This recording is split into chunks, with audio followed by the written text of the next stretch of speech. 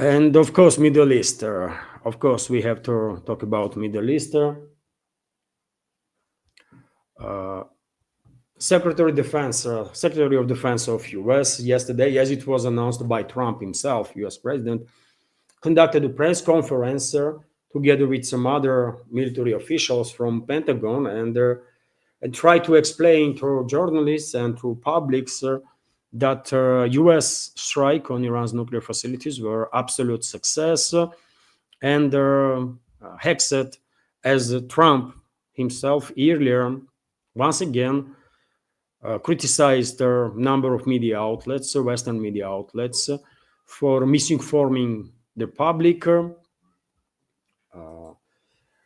Well, situation is very serious, dear friends, because my initial reaction on these developments was correct, I guess, because I think globalists, neocons, and Zionists are not happy with the current situation in the Middle East. They want a regional war there. In case of Israel, Israeli leadership and Zionists, they want a regime change and basically complete destruction of Iran. In case of neocons, they want forever wars because that's how they make most of their money and that's how they gain influence, right? And when it comes to globalists, they want, together with some groups of neocons, they want prolonged regional war in the Middle East to shut down navigation in Persian Gulf and through Hormuz Strait. This is the area we are talking about, to basically hit Chinese economy big time, which is our main importer of energy from the Middle East on daily basis, by the way. According to news that I see, I checked last time, on daily basis, China, according to reports, receives about 10-12 million barrels of oil, for example, from Persian Gulf region on daily basis. So you can imagine how big of a hit Chinese economy will experience if globalists and their allies among neocons in US will succeed with provoking regional war in the Middle East on not just with US involvement, but also regional war between the regional countries that will transfer inevitably into ethnic, in a conflict on ethnic and religious lines. And if their navigation is shut down, which will obviously happen in that case, right?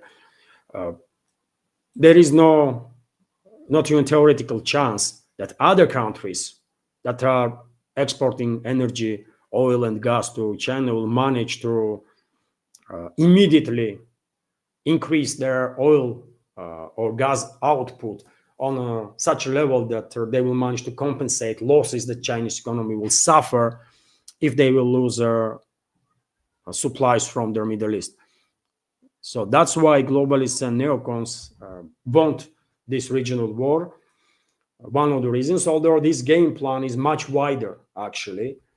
But currently they are working on this episode, and it is very unfortunate that Western media, which is completely controlled by neocons and globalists and Zionists, that are all allied in this whole situation, this Western so-called media is criticizing Trump and the Pentagon, for example, not for illegality of that strike on Iran.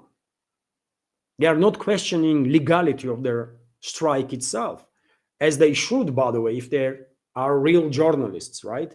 Because it was absolutely illegal, by the way, based not just on international, but also domestic American laws. It was against US Constitution,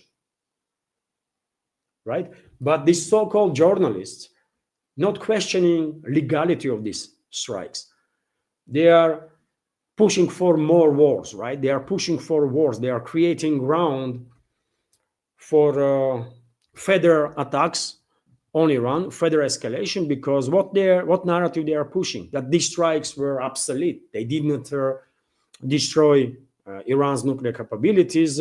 According to this Western propaganda, by the way, Iran Iran's military nuclear program, which is not even existing, by the way. This non-existent Iran's military nuclear program was only delayed for like 1 or 2 months, and that's all. So complete false narratives being generated and pushed by Western propaganda outlets instead of questioning legality of the action that Pentagon took and White House, right? And that definitely indicates for me that well, nothing is over yet in regards to Middle East, and unfortunately, there is a possibility that Trump and his inner circle, under such a pressure, will at some point break, or maybe they are participating in this whole campaign also and just playing the roles, right? Different roles. I don't know. Trump already proved that he was participating in these deception operations together with Israelis to cut off guard Iran, isn't it? So anything is possible, but I'm afraid due to this huge push from Western media that US strikes were unsuccessful, that might actually play some role in potential future attacks of US and Israel and potentially, some other their allies on Iran, which will then potentially will transform whole situation into a regional war. So that's how I interpret the situation, and I think it's not just me that's seeing stuff like that. Other people also interprets these developments in that way, that globalists, neocons, and Zionists are pushing for further escalation in the Middle East, and the leadership of Iran also probably are on the same page, and that's why yesterday or day before yesterday, a representative of Iran's nuclear program stated that their nuclear facilities were very significantly damaged. And now we have statement from Foreign Minister of Iran, Abbas Araghchi, who stated that the damage to Iran's nuclear facilities is significant and serious. He also is saying that Tehran has no plans to let IAEA inspectors visit Iran for understandable reasons. There is no trust into IAEA. That organization under leadership of Rafael Grossi completely discredited itself, obviously, but that's a different topic. When it comes to nuclear facilities and damage that was done to these nuclear facilities, I mean, even Foreign Minister of Iran is basically forced to come out and said that let's not escalate further, right? Damage to oppose basically this propaganda push in the West that attacks on Iran's nuclear facilities were ineffective. Abbas Araghchi is forced to come and said that, damage was very serious and very significant, and this is probably an attempt on part of Tehran to somehow derail this false narrative that is generated in the West and being pushed on the public about all these strikes, U.S. Israeli strikes. Will it work? I don't know, but fact itself quite interesting, isn't it? Because everyone who pays attention to this understand that CNN, Fox News, MSNBC, BBC, I don't know, France 24, New York Times, Wall Street Journal, all these big names in the Western media are not randomly are pushing same narrative. They've been ordered to basically humiliate Trump, humiliate Pentagon, and by doing so, force them to further escalate with Iran. And eventually, globalists and neocons are hoping, and Zionists are hoping, that they will manage to provoke regional war there in the Middle East and shut down navigation in the Persian Gulf and through Hormuz Strait. Hopefully they will fail, But I mean, I barely remember any other time when Western media was so united in this push for for more war, right? For more escalation. I mean, do you have seen anything like that before? When U.S. president, by the way, who is definitely not a president of peace, he already proved that. When U.S. president and Pentagon officials are saying that, you know what, we did what we was planning, nuclear facilities are damaged, we are out of this conflict, we don't want to get engaged any further. At least that's what they are saying openly, right? And they've been opposed not just by so-called liberals in the US or in the collective West in general, but also with all this so-called media, by the way, that is pushing, that is trying to humiliate, man, literally on daily basis, to humiliate Trump, to humiliate Pentagon, while pushing this narrative that these strikes were ineffective, and to force them basically to at some point crack and get engaged again in military activities. It's crazy, man. We are living in a crazy world. Western collective West countries are truly controlled by extremely dangerous individuals, and probably majority of our community will agree with me on that. They are extremely dangerous people that are in charge in collective West that have no care about this world whatsoever. RIA Novosti, meanwhile, is reporting that Israel might have used their depleted uranium weapons against Iran during 12-day war. So Israel might have used their depleted uranium munition in strikes on important targets in Iran. Fars news agency reports citing informed source. There is a possibility that the Zionist regime used the depleted uranium ammunition during attacks on some sensitive centers in Iran. Preliminary testing at their impact site showed there are traces of uranium, but these are not yet final conclusions. Additional investigation is underway, the source told the media. So, well, I mean, it well may be the case, isn't it, that Israel did use munition with depleted uranium. NATO countries still have in their inventory munition with depleted uranium, and it's Western countries, NATO countries, that are supplying Israel, isn't it, with their almost everything when it comes to weapons. But also, maybe this trace of uranium is connected with the contamination of the area as a result from nuclear facilities that were targeted. So investigation is obviously needed on this matter, and probably in upcoming days we will learn some more on the issue. But in any case, this is serious stuff. Of course, radiation is not something that you take lightly. It's a deadly serious stuff. RIA Novosti is also reporting that Iran approves project to suspend cooperation with the IAEA. The Guardian Council of Iran's constitution has approved a bill to suspend the cooperation with the IAEA, International Atomic Energy Agency. The official representative of their oversight body, Hadi Taham Nassif, said on the social network X, and we have quote here, the draft requiring the government to suspend cooperation with the IAEA was not found to be inconsistent with Islamic law and the constitution after its review by members of the Guardian Council, he wrote. And this Guardian Council itself is a institution that checks initiatives for compliance with the constitution and their Islamic norms. This is usually the final stage of approval for the bill.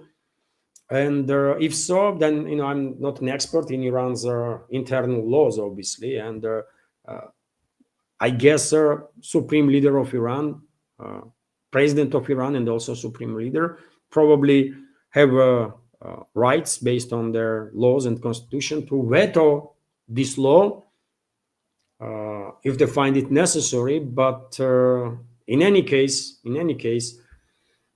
most likely, Iran will cut ties with IAEA, at least for time being.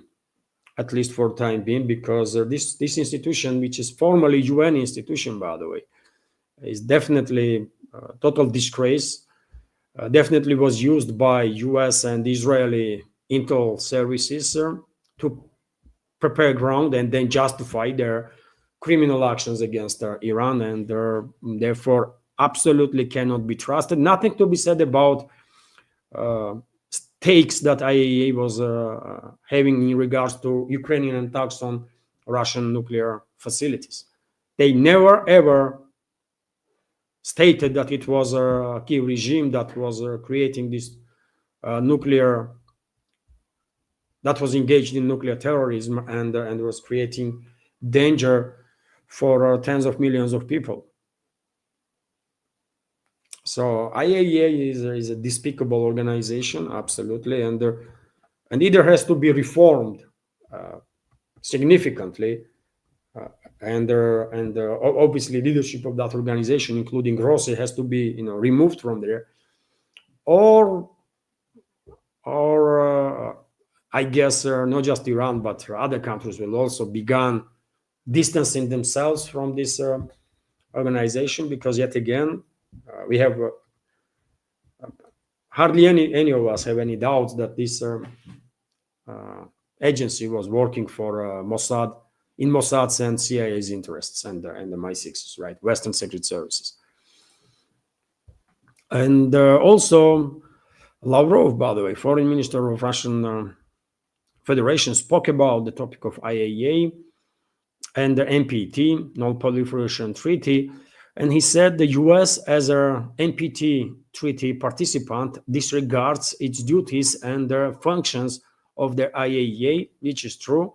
Obviously, they not just disregard the treaty itself, which guarantees security, by the way, to its members. And well, Iran is a member of this treaty, and US is a member of this treaty, and US violated, right? Guarantees that Iran's supposed to have, right? Iran's nuclear program. But same time, obviously, US is destroying, or already destroyed, reputation of IAEA, because they use this institution, as I already said, together with Israelis, and to prepare ground for attacks on Iran, and then to justify these illegal actions that they were taking. So Moscow's stand is also quite clear, I guess.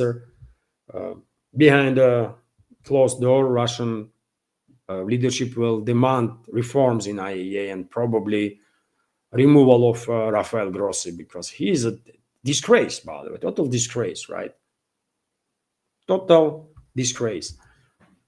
Unbelievable.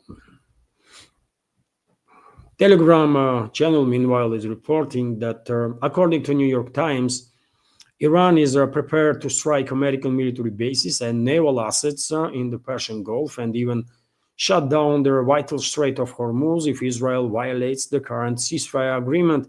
According to paper, Tehran only accepted the ceasefire with the Zionist state because it is confident in its ability to hold its ground, even under the threat of further aggression from the US and Israel. And well, there is two ways to look at this news, isn't it? On one hand, maybe New York Times, as a newspaper that is engaged in pushing false narratives since forever at this point, maybe they are reporting about this to give some additional impulse to this attempt to humiliate Washington and to force it to get engaged militarily against Iran again.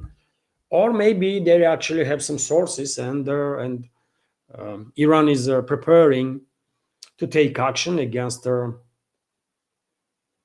US military bases and naval assets in the region in case Israel violates their ceasefire. Hard to tell, but in any case, Tehran should be ready for sure, because I think it's not just me that's saying that nothing has ended yet in the Middle East. Escalation is just beginning. So therefore, obviously, Iran should be ready as much as possible for further provocations, and to defend themselves. It's quite simple, isn't it? Any country should be ready to defend itself from a foreign aggression, right? As much as possible. So it is what it is. Hello everyone, I hope you find informative and useful this short clip from main news update, and if so, please click that like button and leave some commentary just about anything. It might help to deal with the algorithm and reach wider audience. And if you like my work in general and want to support to save this media project, you can assist through several ways. You can donate to this project through PayPal platform or Boosty, also with crypto currencies, or you can subscribe to my Patreon page and page on Boosty, where I have quite a lot of extra content on regular basis. All the links are on this video in description box and in the pinned comment. And of course, many thanks to everyone who already helped and continues to support. Thank you.